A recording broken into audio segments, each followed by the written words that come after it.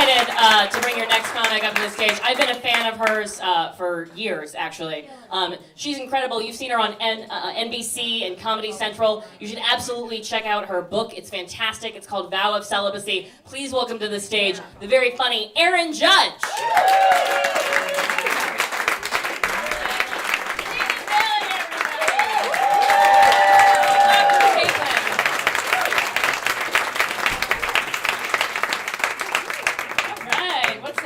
Music fans. I feel like I want to have a banjo and bluegrass things happening. I love music. I love all kinds of music. I love hip-hop music. It's one of my favorite kinds of music. A lot of promises in the hip-hop music to do it until the break of dawn. Have you noticed? Girl, we're going to go on and on till the break of dawn. Yeah, guys don't do that. Maybe if you start at 10 minutes to dawn. Maybe if the roosters are like, me.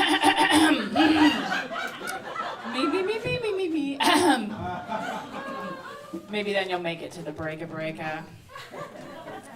I'm 36 years old, just like Cole here. I'm 36, which is great because I've looked like this since I was 12. Just like this. Not like a very fat person, but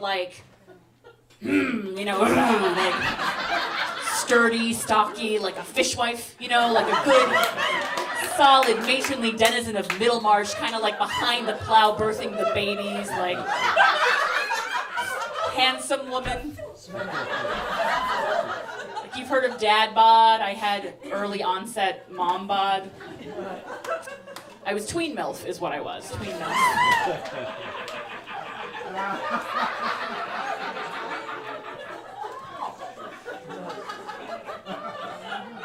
One time when I was 12 years old, a grown adult man asked me if I was married. He came up to me and he was like, "And are you married?" And I had to be like, "No, sir, for I believe all girls are entitled to an 8th grade education." Full Malala. I just went full Malala on him.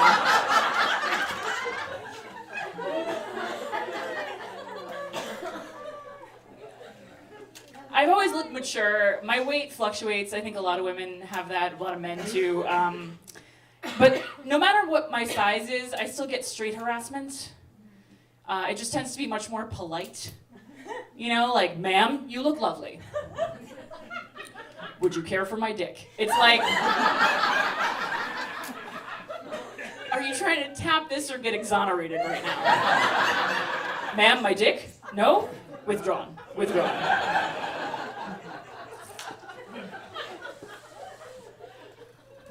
I'm from Brooklyn, New York, originally. You're waving. Are you from Brooklyn?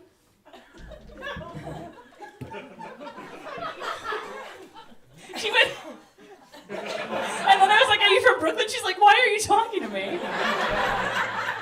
Oh, that classic Brooklyn gesture of just like, "No, you're not from Brooklyn, it's true." And there's a lot of really rude Brooklyn women in my family, very rude. Like my aunts, they don't say thank you anymore, ever. Like you give them a compliment and be like, "Oh, auntie, these appetizers are delicious." Costco. Costco. "Oh, auntie, that's such a lovely sweater." Costco, $11.99. I have 47 of these. "Auntie, what's with the attitude?" Costco. They ran out of samples and the parking lot is a goddamn nightmare. Costco. I am a member of the LGBT community. I am a bisexual. If you don't know what that means is, you're my type.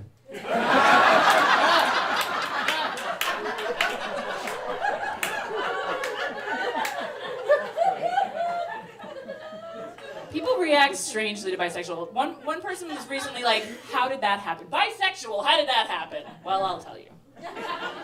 One day I woke up and I says to myself, I says, what can I do that will confuse expose straight people and enrage gay people.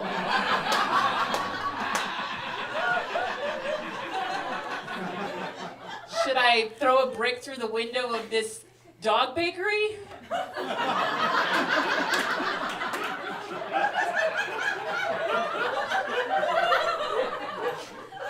No, I'll just kiss everybody. And I'm actually from an intergenerational LGBT family. When I was 5 years old, my parents split up. And then when I was 9 years old, my mother fell in love with another woman. And we moved. My whole little queer family of 3 moved from Brooklyn, New York to Plano, Texas. Right. Because if you're gonna go gay, go hard, right? Like, North Dallas suburbs, 1990, that's like the X Games of gay. Bring it, bitches, we're doing this. Throwing down on the hardcore. I have some lesbian friends who have daughters, and they have a book for their daughters now. It's called Heather Has Two Mommies. I had a book too. It was called Erin Has to Stop Talking About Mommy's Friend at School Unless She Wants to Get Sent to Baptist Foster Care. That was my book.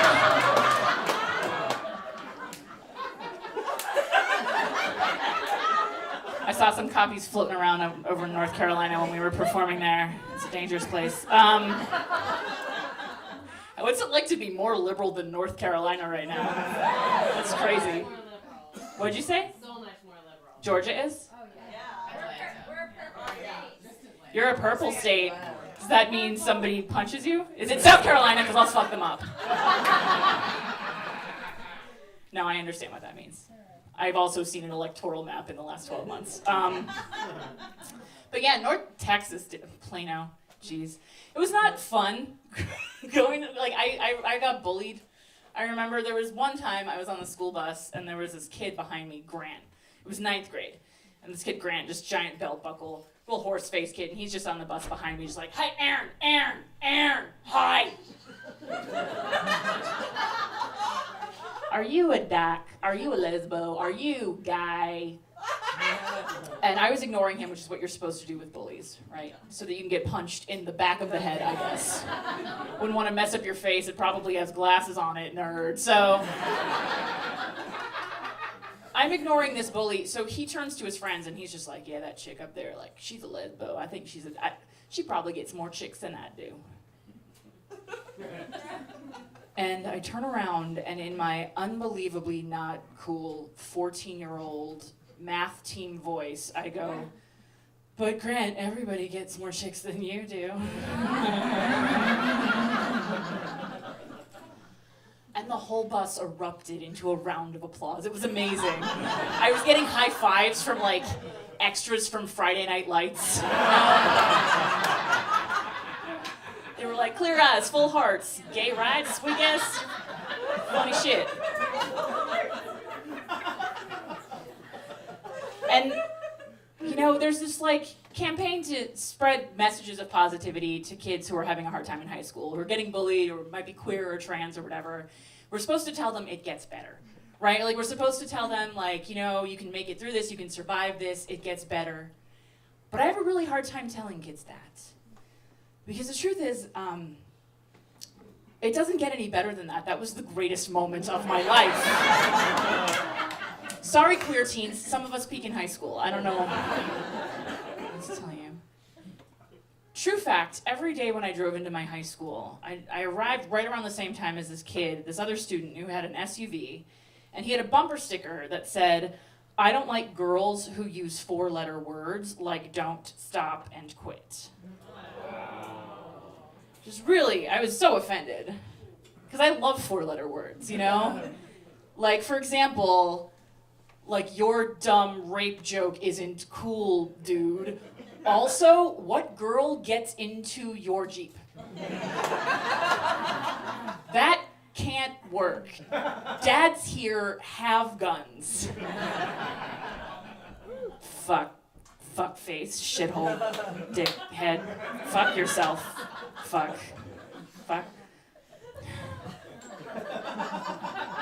Okay, arguably some of those are 8-letter words. Like yourself, possibly dickhole. I know. The counting makes it hard. But I actually do. I like 8-letter words as well. For example, misogynist.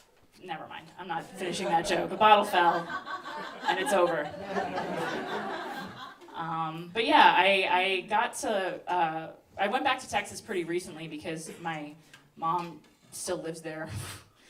I don't know if she knows you can leave, and so I wanted to perform at a comedy club. So I called up this club, and the woman got on the phone with me, and she's like, all right, I can probably get you on, but I need you to know ahead of time that this is a clean club, okay? And when I say clean, I mean squeaky clean. Like no cussing, no poop.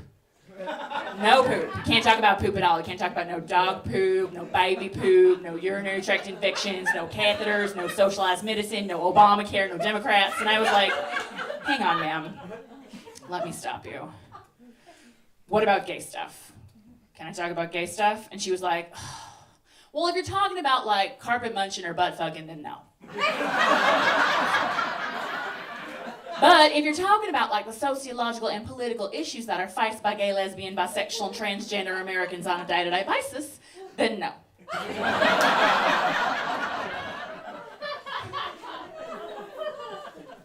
Our tour is so not qualified for that comedy club. No dog poop, no baby poop, no second assholes.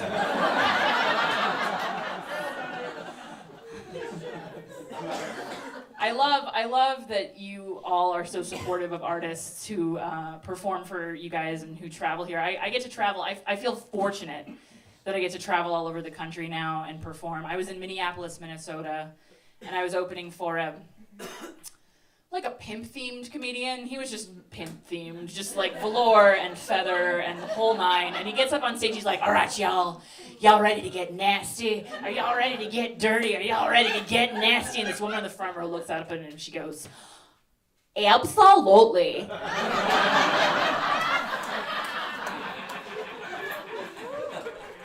That's a sweet sound Prince heard every day of his life. Just like, oh yeah, erotic city. It's beautiful. I was in Ithaca, New York, which is a college town, and man, I was at the bar with a friend of mine, and the bartender comes up to us and he's like, sorry guys, but this sorority just ordered like a $3,000 bar tab, and they're gonna be coming in here and like doing shots and getting crazy, so you're probably gonna wanna leave. And I was like, oh, absolutely not. So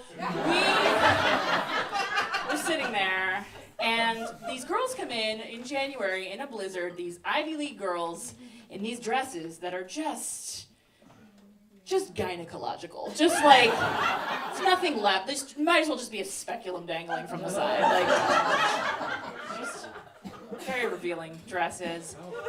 And they have drinking chants, I guess sororities do, but they're super high pitched, so it's hard to hear. But it was something like, it was like if you gave a bunch of female rugby players healing.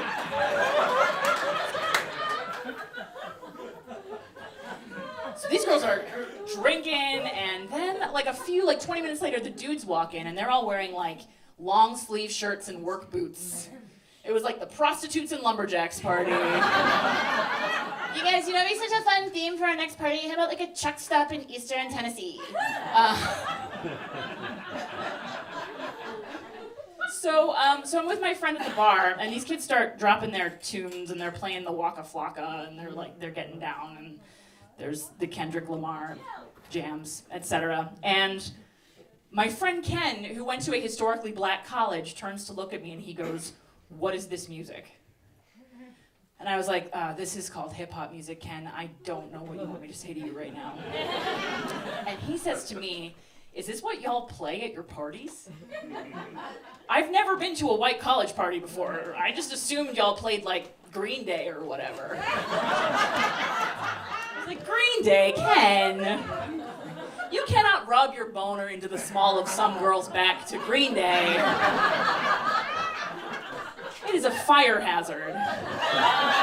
What with the corduroy kids are wearing.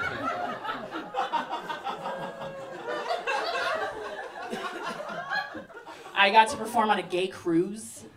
Yeah, 2,700 gay men and me. And y'all, it was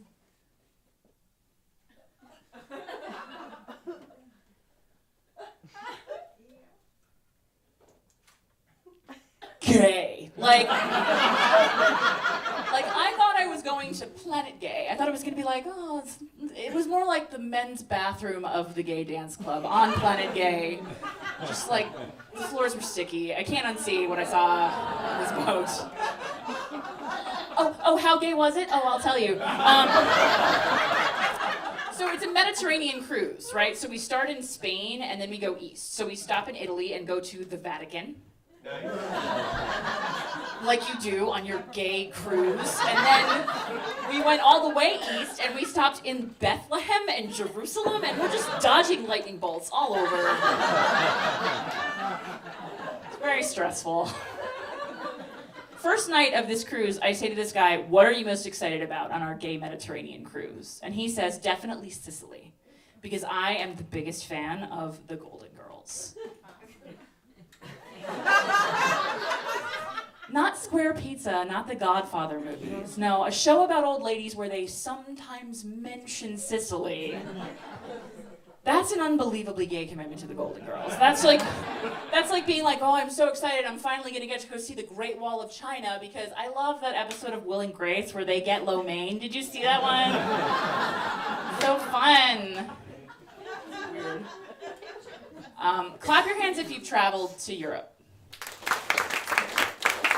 Very good. So I realized something when I was on this trip, the difference between the United States and Europe. And we were on these like little tourist things. So you get off the boat and you go on a little tour. So we're in this one walking tour and we're walking. We stop and we're in Spain. And the tour guide stops us and she's like, okay, everybody. And this is the spot where many years ago there was a woman and she had a priest come to her home for dinner, but she did not have enough meat. So she chopped up her son, feed him to the priest. And when the priest realized what had happened, he threw up the boy, bring him back to life, and then everybody's so happy.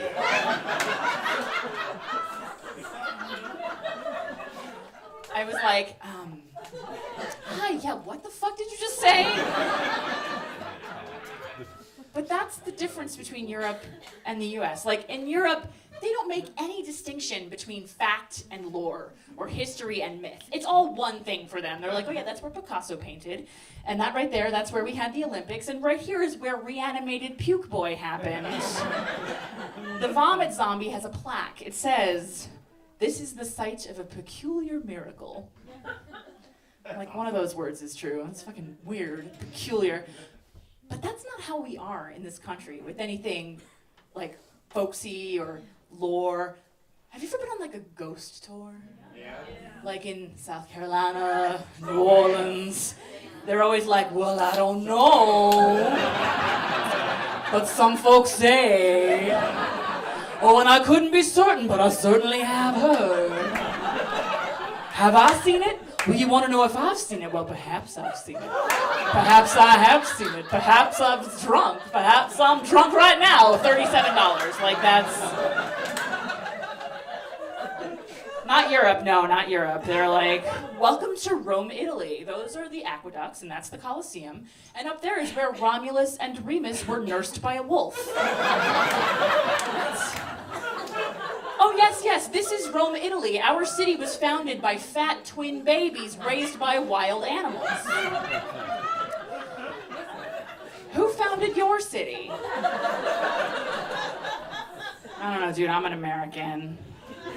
Probably like a dude in a hat, right? Like some white guy in a hat, and you just sort of change the hat and the facial hair as you go across the country and through history. Mutton chops, yeah. Some of them had mutton chops for sure. I am married. I have a husband, which is confusing. Some people are like, but you said you were bisexual.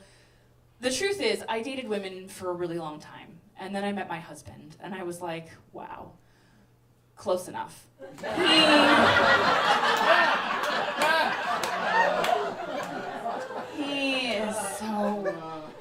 He loves Jane Austen. No, like, he loves Jane Austen. Like, he's a Jane Austen super fan. Like, I've seen him buy, like, Juvenilia, like shit Jane Austen wrote when she was 7. He's like, woo! And this love of Jane Austen is only a problem for our relationship. Like, you know, like when we're like at the library or like at the bookstore. Because at the bookstore, there's always that one clerk with like the mousy brown hair and the glasses, and she just hates her life. Just all day, she's just like, oh, what do you have here? Oh, The Great Gatsby with Leonardo DiCaprio on the cover? Fucking fuck you, have a nice day. Oh, what is this? Oh, Malcolm Gladwell, how original, fuck you too, have a nice day. Oh, and what are you reading? Oh, Hockey's Greatest Slap Shots. Sure, that's a book, fuck you too, have a nice day. And then my husband comes up to her with his Persuasion Mansfield Park double bonus issue or whatever. And he puts it down and she looks up at him and she goes, oh, Jane Austen. And he looks right back at her and he's like, I know. Don't you just love Jane Austen? And I can see the wheels turning in this poor girl's head. I can see she's like, oh my God, Mr. Darcy's finally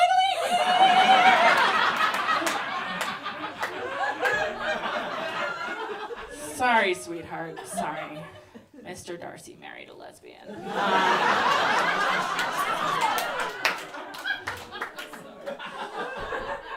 He's a bird scientist, that's what he does. He studies birds, he's a bird, that's his job. And every once in a while, he'll wake me up around like 4:45 in the morning, 5 a.m., and he'll be like, baby, come see this bird. There's this amazing bird, you gotta see this bird. Get up and see this bird, come see this bird. And I'm like, do you see this bird? I'm a nightclub entertainer. Our wedding story, our marriage story, was pretty funny.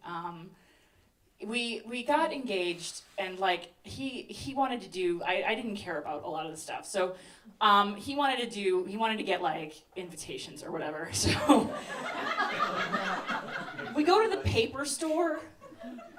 And the paper store is just like, I don't fucking know what a paper store is for. I guess it's for wedding invitations. And you go into this basement and there's binders everywhere and crazy brides and they're just flipping and flipping. So we start flipping and I'm like, how about that one? And he goes, honey, those flowers are in the mallow family. We're really looking for something in the lily family. And I go, okay. And so we're flipping and I'm like, what about that one? Those two birds is kind of stupid. And he goes, but dear, those are turtle doves. They mate for life. And I looked up and all the other brides were looking at me with this expression on their faces like, oh my God, that chubby girl is totally marrying a gay guy and she has no idea.